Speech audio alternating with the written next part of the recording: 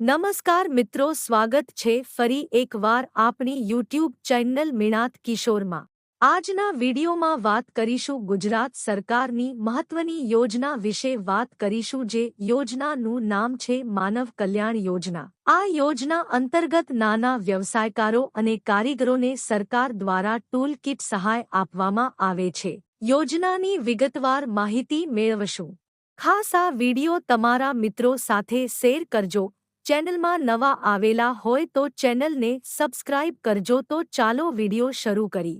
સૌપ્રથમ જાણીશું માનવ કલ્યાણ યોજનાના હેતુ વિશે। તો માનવ કલ્યાણ યોજનાનો મુખ્ય હેતુ આર્થિક રીતે નબળા નાના વ્યવસાય કરતા લોકો, કારીગરો તેમજ સ્વરોજગારી ઇચ્છુક લોકોને સાધનસામગ્રી ટૂલ કિટ પૂરી પાડી તેમની આવકમાં વધારો કરવો અને તેમને આત્મનિર્ભર બનાવવાનો છે। વાત કરીએ માનવ કલ્યાણ યોજનાનો લાભ લેવા માટેની પાત્રતાની તો અરજદારની ઉંમર 18 વર્ષથી 60 વર્ષ વચ્ચે હોવી જોઈએ। ગ્રામ્ય વિસ્તારના લાભાર્થીઓ માટે જિલ્લા ગ્રામ વિકાસ વિભાગની ગરીબી રેખાની યાદીમાં નામ હોવું જરૂરી છે। 0 થી 16 સ્કોર ધરાવતા લાભાર્થીઓને આવકનો દાખલો રજૂ કરવાની જરૂર નથી। અરજદારના કુટુંબની વાર્ષિક આવક ₹6 લાખ સુધી હોવી જોઈએ।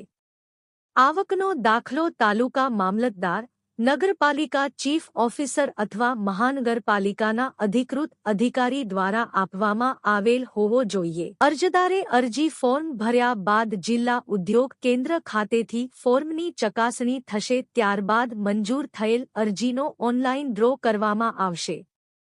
જે અરજદારોના નામ ડ્રોમાં જાહેર થશે એટલે તેમને ઈ-વાઉચર QR કોડ આપવામાં આવશે। જે વાઉચર લઈને માન્ય ડીલર પાસેથી સાધનોની ટૂલકીટ મેળવી લેવાની રહેશે।